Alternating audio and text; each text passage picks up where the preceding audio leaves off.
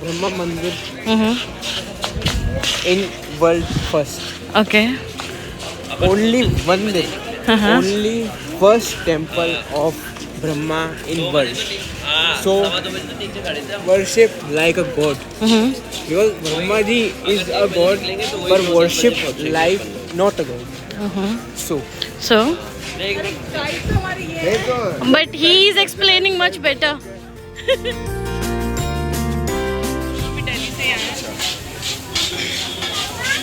Hi guys. Hello. Vlog बन रहा है आज आप Yes. पहुंचेंगे डिजिटल तो आप बनाएंगे व्लॉग और ये है दूध से बनाना है या सरसों से तेल में चिल्लू. I am an actor guide. So I will guide her. चलो सोच ले शब्द सोच ले पहले. I will guide she or her. आज ही बोल, आज ही देखना मुझे.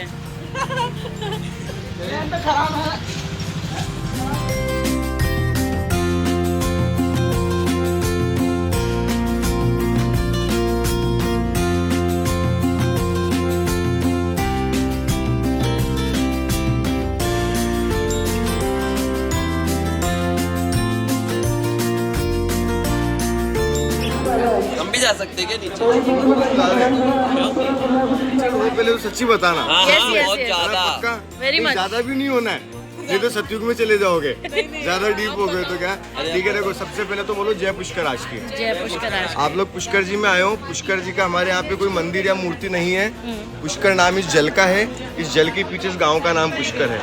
संस्कृत में पुष्प बोलते हैं फूल को और कर बोलते हैं हाथ को।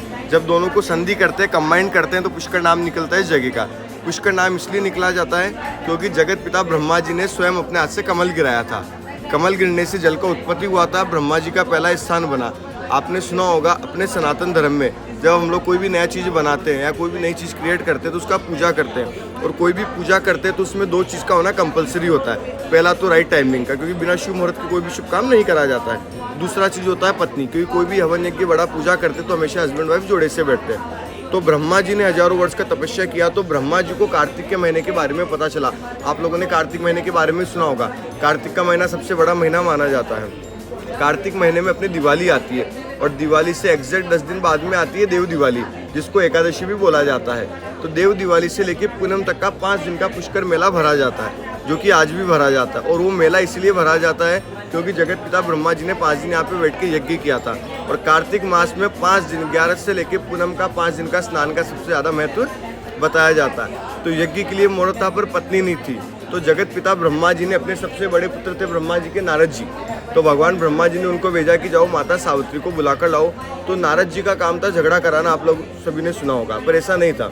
नारद जी त्रिकालदर्शी थे, नारद जी को फ्यूचर दिखता था। तो नारद जी ने गायत्री माता की उत्पत्ति करवाने के लिए सारी लीला करी थी, जाके सावित्री माता को गलत समय बताया। सावित्री माता कौन थी? जगत पिता ब्रह्मा जी की पहली पत्नी, जिनके नाम से व्रत सावित्री का व्रत रखा जाता है, जिनको कलकत्ता में काली के नाम से, मुंबई में बम्बा देवी के नाम से जाना जाता है और मारवाड़ी लोग व्रत सावित्री के नाम से जानते हैं। नारद जी ने जाके गलत समय बताया और जगत पिता ब्रह्मा जी को आकर बोला कि माता सावित्री यज्ञ में आने से मना कर रहे हैं। तो जगत पिता ब्रह्मा जी ने दूसरा शादी वेद माता गायत्री के साथ किया, गायत्री की उत्पत्ति करवा के।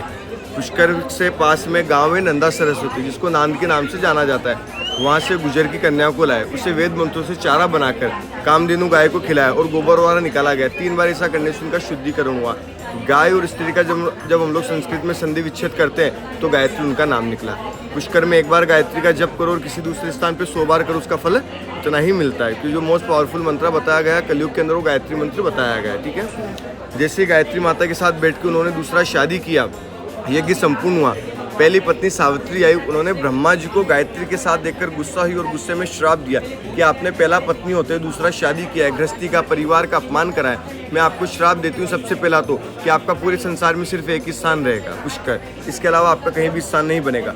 साथ ही में श्राप दिया कि आपने गृहस्थी वालों का अपमान किया, इसलिए कभी भी कोई भी गृहस्थी वाला लोग ना तो कभी आपका मंदिर बनाएगा ना आपके मंदिर का पूजन करेगा। इसलिए हम लोग ना तो घर में ब्रह्मा जी का पूजा करते हैं, ना ही अपने हाथ से मंदिर में किया जाता है। जो साधु सन्यासी होता है वो मंदिर का पूजा करता है, जिसके आगे पीछे परिवार नहीं होता है, फैमिली नहीं होता है, जो फैमिली पर्सन नहीं होता है वो मंदिर का पूजन करता है। फैमिली वाला होता है सरोवर पे आता है, स्नान करता है, स्नान नहीं करता है, जल का छींटा लगाता है, प्रोक्षण जिसको हम लोग बोलते हैं, आंखों के, कानों के, मस्तक के, थ्रोट के, अपने जो 5 सेंसेस होते हैं उनको स्नान कराते हैं, स्नान के बराबर महत्व लेते हैं और बैठ के प्रसादी चढ़ाते हैं और मनोकामना मांगते हैं। नॉर्मली लोग यहाँ पे स्नान करने के लिए आते हैं क्योंकि स्नान के लिए ही फेमस है। होली वाटर है तो यहाँ पे होली डिप ली जाती है, जिससे आपके सारे प्रॉब्लम, सीन्स, पाप, दुख जितने भी होते बोलते हैं वो सब क्लीन हो जाते हैं। एक चीज़ और, मोस्टली जो यात्री यहाँ पे टूरिस्ट से 3 काम से आता है। पहला काम, घर में किसी का भी डेथ हो जाता है उनका यहाँ पे अस्थि विसर्जन करा जाता है। दूसरा काम, पितरों का पिंडदान करा जाता है।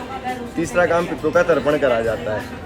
तर्पण एक ऐसी चीज़ होती है जो अपने पितरों को अपने हाथों से मिलता है, जो जलदान हम लोग बोलते हैं। अगर तीनों ही काम नहीं करते, राजी खुशी हैप्पीली घूमने के लिए आते नॉर्मली, तो प्रसाद का थाली लेते, तिलक लगाते, मोली बनाते, परिवार का नाम बोल के, गोत्र बोल के, सुख शांति के लिए, व्यापार के लिए, वृद्धि के लिए बैठ के प्रसाद चढ़ाते। जैसा भगवान ने देने योग्य बनाए वैसा दान पुण्य करते हैं। कोई लड्डू का भोग लगाता है, कोई खीर पूड़ी का भोग लगाता है, कोई 56 भोग लगाता है, जैसे इसको भगवान ने देने योग्य बनाए। यहाँ पे टोटल 52 घाट है, 1000 मंदिर है। किसी भी 52 घाट में 1000 मंदिर में अपने हाथ से कोई पूजा अर्चना वगैरह नहीं होता है। मेन घाट है ब्रह्म घाट है, ब्रह्म सावित्री घाट है, यहीं पे बैठ के प्रसाद चढ़ाते और मनोकामना मांगते हैं। और एक ही चैरिटी यहाँ पे सारा डोनेशन दिया जाता है। जैसा आपको भगवान ने देने योग्य बनाया, रिपीट टू इन्फिनिटी होता है। कोई रुपया देता है, कोई लाख देता है, कोई करोड़ देता है। पहले राजा महाराजा थे तो पहले घाट बनाते थे, मंदिर बनाते थे, धर्मशाला बनाते थे। अब इतना नहीं है कोई कैपेबल, तो एक संस्था बनाई जो सभी घाटों का, 52 घाटों का, हजारों मंदिरों का, 100 से ऊपर धर्मशालाओं का मेंटेनेंस चलाता है। जय पुष्कर राज की जय पुष्कर। भगवान। सुनो, कोई नहीं, ऐसे तो ले लो। तर्पण वगैरह तो नहीं करना तुम्हें, किसी के लिए दादा दादी, नाना नानी, कोई सिस्टर्स हो, किसी के लिए भी नहीं। इनको हैप्पी लाइफ के लिए करानी है, अच्छे प्रति के लिए इनको ले जाओ, ठीक है। और खीर पूड़ी लेना इनसे ना। कहाँ से आना पड़ता है? दिल्ली से। आपका शुभ नाम? रूबी। करेंगे, नमस्कार करेंगे, बोलेंगे ओम नमो भगवते वासुदेवाय नमो नमः। ये ब्रह्मा जी का ब्रह्म सरोवर है। जो भी यहाँ पे यात्रीगण आता है, इसी जल सरोवर से मनोकामना मांगता है, इसी का पूजा अर्चना। अपना राइट हैंड निकालो, बोलेंगे श्री हरि हरि ओम विष्णु विष्णु श्रीमत भगवतो महावेद पुरुषस्य विष्णुराज्ञा शतवारः कल्पे अष्टायुगे कलयुगे कलिः प्रथम चरणे जम्मू मनोकामना पूरी करना। जल में चढ़ाइए। बोलिए ब्रह्मा पूजा, सावित्री पूजा, गायत्री पूजा, लक्ष्मी पूजा, नारायण पूजा, शिव पूजा।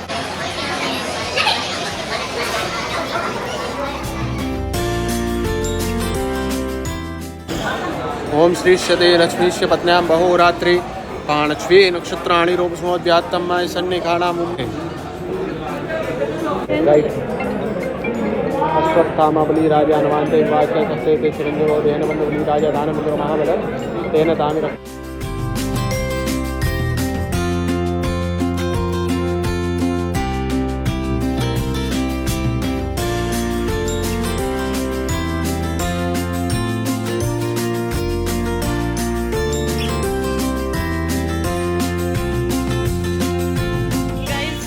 हम गए थे पुष्कर घूमने और मंदिर ही बंद हो गया। जस्ट बिकॉज ऑफ व्लॉग सब देखते हैं। हाँ तो और बड़ा बड़ा टीका लगाया हम सब ने। प्रीवियस लोग दिखाएंगे, देखो देखो यहाँ भी देख लो। Okay bye.